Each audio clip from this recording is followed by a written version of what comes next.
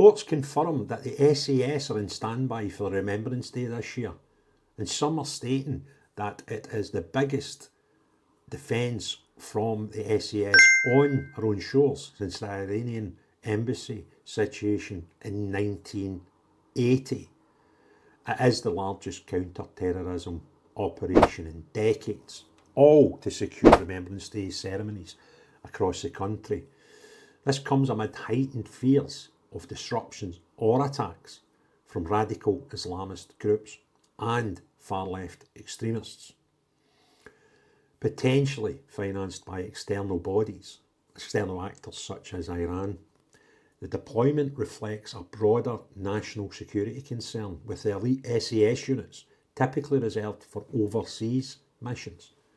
They're now guarding war memorials and parades at home. It's a stark indicator of the perceived internal threats during 2025. Counter-terror sources have highlighted the focus on preventing lone wolf style incidents or coordinated disruptions during these commemorative events, echoing similar high alert measures seen in previous years but amplified due to the recent terror instances such as the 2nd of October 2025 attack in a Manchester synagogue. And this operation underscores a shift where Britain's special forces are increasingly stretched for domestic protection amid criticism of the government's opacity on the scale of our actual national terror watch lists. We've also seen parades cancelled, and I'll cover them later on in the video, but it really is a sorry state for our country. Now, the threat is not purely from people who they feel may be foreign influenced, and indeed foreigners in our country. They also are looking out to protect against agitators, generally white British people, who turn up, and the suggestions are that these also could be getting paid by foreign countries and foreign entities. And these are the people who turn up at protests, etc., to agitate, and where we can see clear evidence that these things can lead to violence. And our own SAS are now active against such people. Our own people. Just a lunatic fringe of our people, granted, but our own people nonetheless. And I find this highly disturbing and disgusting that we have people born here, raised here, look like you and I, but want to disrupt Remembrance Day. Of all the things that you might want to stand against in this country, to do so against Remembrance Day is one of the worst acts, I would suggest, and I view them as treasonous. So, back to the SAS before I go on about the cancelled and potentially more cancelling events we have around Remembrance Day. And the SAS it's confirmed are being deployed for Remembrance Day events, particularly high-profile ceremonies such as London between November the 9th and the 11th. And it stems from a combination of specific intelligence assessed threats. These are no vague generalities, but tied to recent instances and ongoing geopolitical tensions and patterns of radicalisation. The operation, described as the largest counter-terror effort by special forces in London since 1980, when they had to go into their embassy to relieve hostages. Give you some idea of the significance of this threat. Bear in mind, in between all that, we had the Troubles in Belfast, and this is the biggest deployment of SAS in this country. So undercover SAS teams from Special Forces groups will work alongside the Met Police Counter-Terror Command to neutralise lone wolves and prevent these disruptions. Intelligence sources emphasise that a focus on highly visible targets like the cenotaph in Whitehall, where around 10,000 veterans are expected to gather, making it a symbolic draw for extremists. So you've got that, you've got to factor in the fact that, there's still concerns over Palestine and the Hamas war in Israel. That's still in people's minds. And obviously their whole terror threat was elevated after the synagogue attacks on the 2nd of October in Manchester. So factoring all these in, leave us where we are. But counter-terror sources also highlight the risks of non-violent but chaotic interruptions by far-left extremists aiming to hijack the event for anti-military or pro-Palestine protests.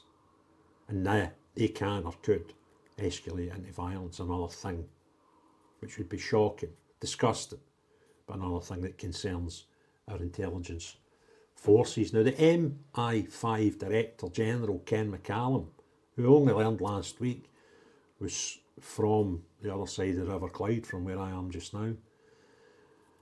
And he has publicly noted the challenges posed by hostile states like Iran and Russia in amplifying domestic extremism, including right-wing groups, as a secondary concern. It just blows my mind, to be perfectly honest with you. Now, what we've seen also, we've seen 2 so far events cancelled through other reasons, and a third one possibly been cancelled, but one of them has been reinstated, thankfully. So the first one was the Upton Remembrance Sunday Parade, which is part of the Wirral over Merseyside.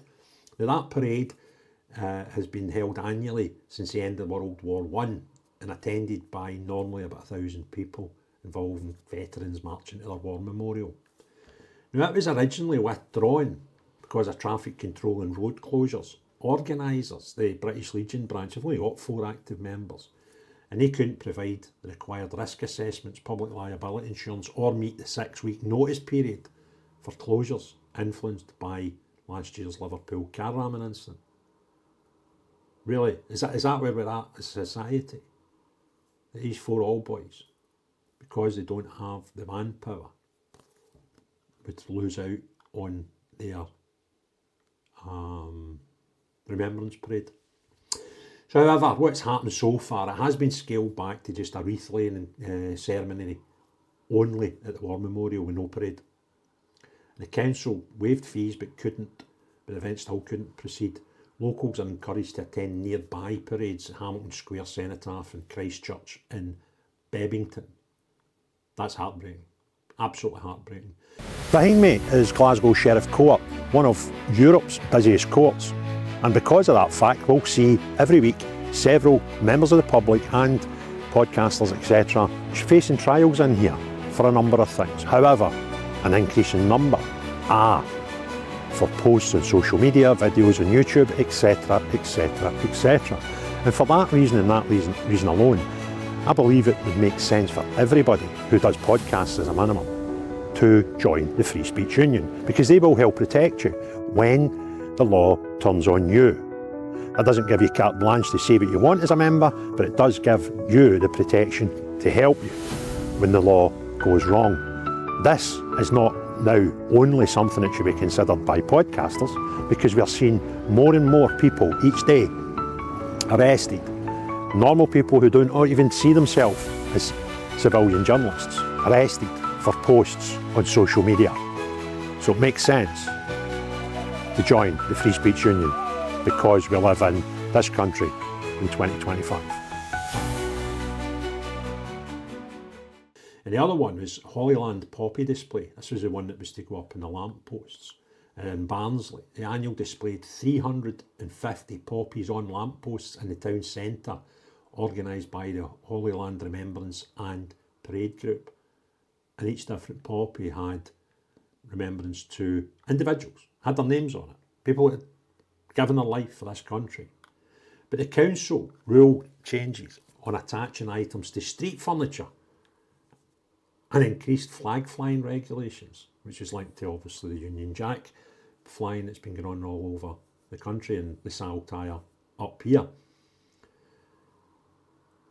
And these laws had already always been there. The council just never enforced them. But they felt they had to this year. Now, thankfully, although it was initially cancelled on the 16th of October, since then it has been reinstated after negotiations and media intervention, and is now, thankfully, confirmed to go ahead. But there's another one in Frinton and Walton Town Council Parade in Essex. That's at risk due to volunteer shortages. But it's not yet been cancelled. And they've issued an appeal for helpers 3 or 4 days ago. And they plan to proceed if they're supported. So I would kind of hope that the good people in Frinton and Walton and Essex can find plenty of willing volunteers so that that one's not cancelled. But this is United Kingdom.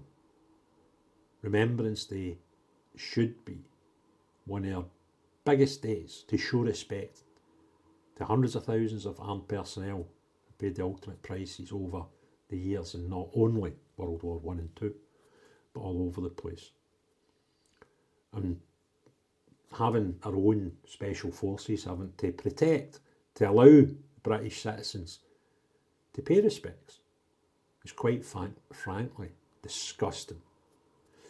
And I hope and pray that they go off peacefully and without trauma. If you want others to see this video, click the thumbs up, put your comments below and hit the share button. If you've not already done so, or even if you think you have, double check you've clicked the subscribe button, as some people are becoming unsubscribed. But more important than all that, unless you're the type of people that are intent on causing harm and destruction at such a solemn event, or those willing just to go and agitate with the chance that might lead to violence, then not you. But everyone else, have a great day. Cheery bye now.